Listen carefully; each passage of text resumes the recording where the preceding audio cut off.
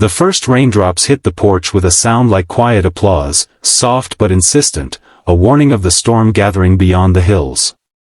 Jack Harper wiped the sweat from his brow with the back of his arm, even though the air was already damp. His saw moved in steady strokes through the wet pine beam, muscles taut with the effort. He didn't notice the rain darkening his shirt. He didn't notice the ache in his arms. He only noticed the fragile little house in front of him, the one that wouldn't survive tonight if he didn't finish what he'd started. Just behind him, leaning against the porch post, stood a woman in a red summer dress, her eyes fixed on him, not with flirtation, but with the kind of silent gratitude that words often fail to carry. And in her arms, peeking out from behind her legs, was a small girl clutching a worn teddy bear. Before I take you further into this story, I want to say this: if you believe kindness can change lives, even in the smallest moments, then pause right here and drop a comment about the last time someone helped you unexpectedly. And if you want more true and heart-touching stories like this one, don't forget to like, share, and subscribe to Whispers of Kindness. Jack had been driving back from a lumber delivery when he saw the sagging roofline. It was the kind of tilt that made you instinctively slow down, like a wounded animal limping by the road. He could tell from one glance, another 2 days of rain and the roof would collapse entirely. It wasn't his business, he didn't know who lived there, but he'd grown up in a house where leaky roofs meant shivering winters and moldy summers. He knew that fear. He pulled over, walked up the path, and knocked. The woman who opened the door looked startled, almost defensive. She was tall, with a kind of quiet strength in her eyes, and the little girl clung to her leg. "Ma'am," Jack said, his voice low but urgent, "you've got trouble on your roof. The storm coming tonight, it'll tear it apart." Her lips parted slightly, but no words came.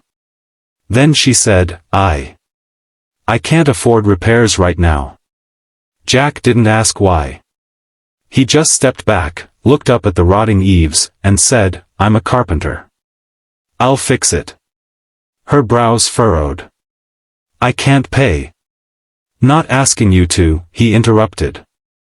And that's how he ended up on her porch, sawing, hammering, patching, while the gray clouds gathered above like a closing curtain.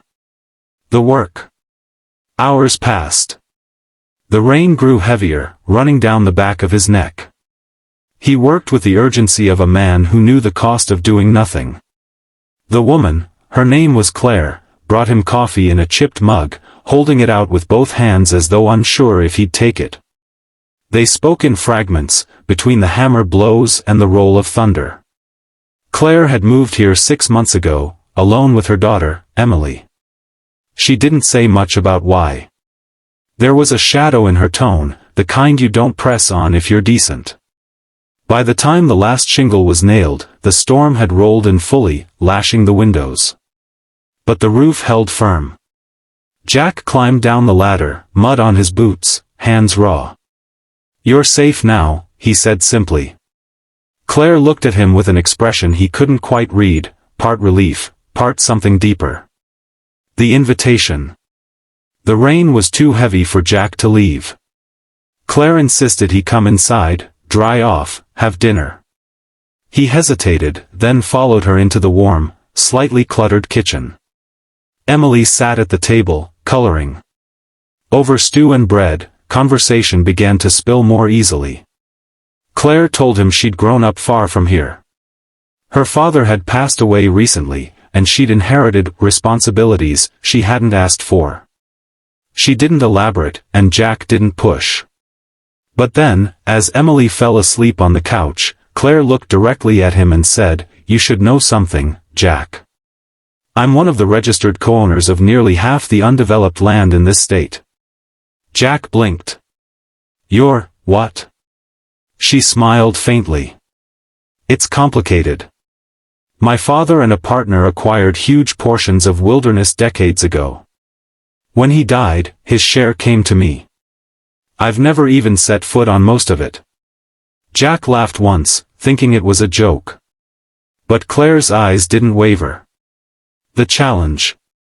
From that moment, Jack saw her differently, not because of her wealth, but because of the paradox in front of him, a woman who had vast land holdings, yet lived in a modest home with a failing roof. Claire explained the problem. Her late father's business partner controlled all the operations on the land, and was trying to push her into selling her share cheaply. She refused, wanting to preserve the forests and wildlife, but it meant she had little cash flow.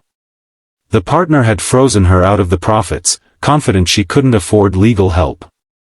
Jack felt anger stir in him. This wasn't just about a roof anymore. Working together. In the days after the storm, Jack returned, not for repairs, but for coffee, conversation, and eventually, a plan. His background in carpentry meant he knew people, builders, surveyors, even a retired lawyer who owed him a favor. Piece by piece, they started gathering documents, making calls, and slowly untangling the legal mess. Claire's quiet determination impressed him. She wasn't helpless, she was strategic, patient, and fiercely protective of her daughter's future. They faced obstacles, the partner's lawyers, missing paperwork, even subtle threats. But Jack stood by her, refusing payment for his time. Some things you do because they're right, he said. The turning point. 6 months later, they won. The partner backed down after the legal pressure mounted, and Claire gained full control over her father's share. She didn't sell the land. Instead, she began working with conservation groups to protect it. Jack became part of her small team, helping with infrastructure projects on the properties, building cabins for researchers, repairing old ranger stations. Their bond deepened naturally. It wasn't about rescue, it was about partnership, built on the day he stopped his truck in the rain. The message. Looking back, Jack would sometimes say, that roof wasn't just about keeping the rain out. It was about opening a door neither of us knew was there. For Claire, it was proof that kindness still existed in a world where so many people wanted something in return.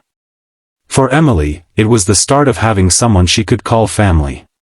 And for anyone listening now, maybe it's a reminder, sometimes the smallest choice, to stop, to help, to care, can change the course of more than one life. If this story touched you, share it with someone who might need the reminder. And tell me in the comments, when was the last time a stranger surprised you with kindness? Don't forget to like, share, and subscribe to Whispers of Kindness for more stories that warm the heart and inspire the soul.